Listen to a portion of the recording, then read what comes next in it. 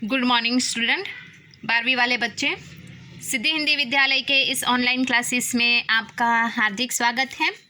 अब बच्चों यहाँ पे हमारा ये जो व्याकरण में सबसे पहले मैंने आपको बता दिया कि ये जो जिस प्रकार से हमें पढ़ना है, ठीक है। तो यहाँ पे व्याकरण की शुरुआत हमने कर दी है। उसमें छंद, समास, अलंकार, शब्द समूह के लिए एक शब्द, इसके साथ साथ यहाँ पे संधि है, ये सब कुछ हमें पढ़ना है, ठीक है। तो यहाँ पे मैं आपको एक बात बता दूं कि ये जो व्याकरण की शुरुआत हमने की तत्सम, तो ये तत्सम भी पूछे जाते हैं। करीबन 2 वीडियो हमने शुरुआत कर दी है। तत्सम शब्द को समझने से पहले शब्द किसे कहते हैं वो मैंने आपको बताया कि वर्णों की सार्थक इकाई को शब्द कहते हैं। शब्द से यहाँ पे वर्णों से शब्द बनते हैं और शब्द से वाक्य, ठीक है। इसके बाद हमने देखा कि शब्द का वर्गीकरण 4 भागों में किया गया है। पहला हमने देखा स्रोत और उत्पत्ति के आधार पर शब्द का वर्गीकरण। दूसरा रचना एवं बनावट के आधार पर शब्द का वर्गीकरण। तीसरा हमने देखा यहाँ पे 1, 2, 3 और 4, ठीक है। उसमें प्रयोग के आधार पर, तीसरा है प्रयोग के आधार पर शब्द का वर्गीकरण। और उसी प्रकार से यहाँ पे चौथा अर्थ के आधार पर शब्द का वर्गीकरण। उसमें से हमने सबसे पहले तो स्रोत और उत्पत्ति के आधार पर शब्द का वर्गीकरण।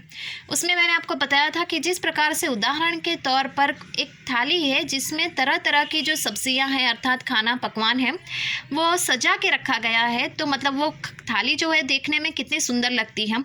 बिल्कुल उसी प्रकार से एक भाषा में अलग अलग भाषाओं के शब्द का प्रयोग किया जाता है तो वो भाषा भी सुसज्जित यानी सुंदर दिखाई देती है।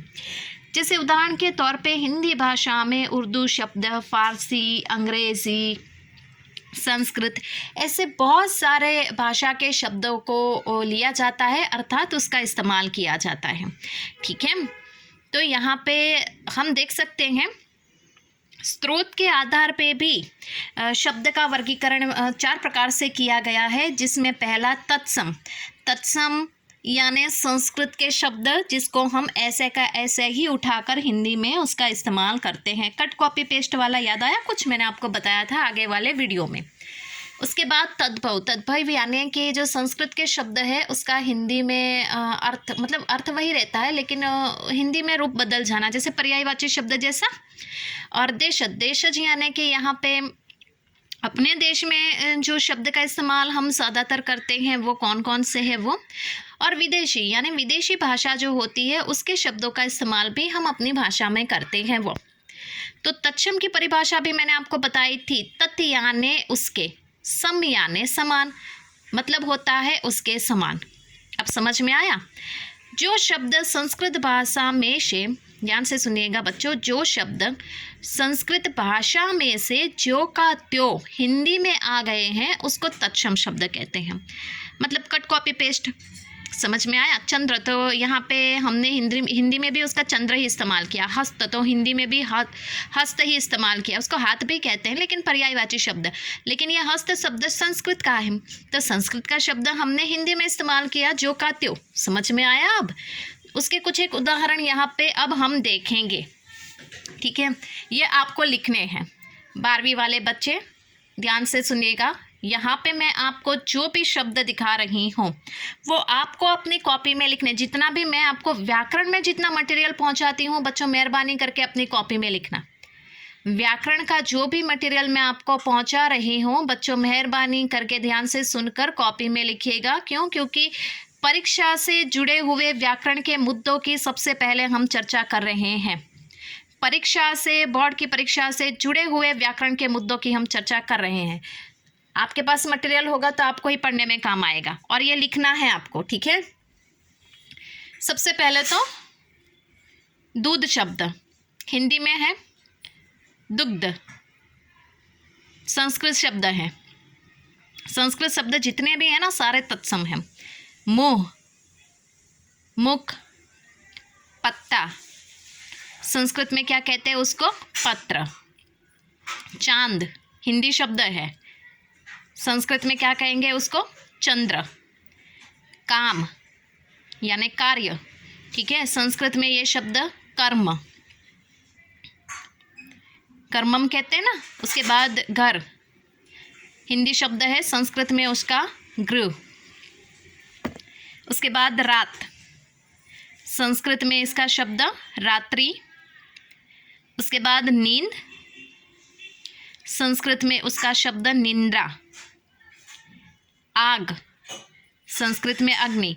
ये प्रश्न आगे वाले समय मतलब अभी जो बोर्ड की परीक्षा आगे गई ना, उसमें ये प्रश्न मतलब ये शब्द आया था आग, बोर्ड की परीक्षा में पूछा गया शब्द है। और उसके साथ एक शब्द और था पंछी, हाँ पंछी, ये शब्द और ये आग, ये शब्द दोनों परीक्षा में पूछे गए थे तत्सम रूप लिखने में। तो आग का होगा अग्नि। उसके बाद दांत, हिंदी शब्द है, संस्कृत में दंत। सूरज, संस्कृत शब्द है सूर्य। उसके बाद यहाँ पे है कान, हिंदी शब्द है तत्सम, संस्कृत वाला शब्द कर्ण। हाथ, संस्कृत शब्द हस्त। वैसे तो आप 9th तक तो संस्कृत में पढ़ के ही आए हैं, तो मतलब ये संस्कृत आपको यहाँ पे थोड़ा काम आएगा, तत्सम, ठीक है। उसके बाद पैर, पैर यानी पद, पद चिन्ह, याद आया कुछ। खेत, क्षेत्र। सांप, सर्प, सर्पदंश। दिन, दिवस। गाय, संस्कृत में गौ। माह, संस्कृत में मास। आम, संस्कृत में आम्र। आंसू, तत्सम उसका शब्द संस्कृत का अश्रु। और सोना, सोना मतलब वो सो जाना नहीं, सोना मतलब संस्कृत में स्वर्ण, स्वर्ण मुद्राएं। तो इस तरह से बच्चों ये हमने देखे यहाँ पे, ये शब्द आपको अपनी कॉपी में लिखने हैं। दूसरे भी ऐसे शब्द है जिसका परिचय मैं नेक्स्ट वाले वीडियो में आपको कराऊंगी।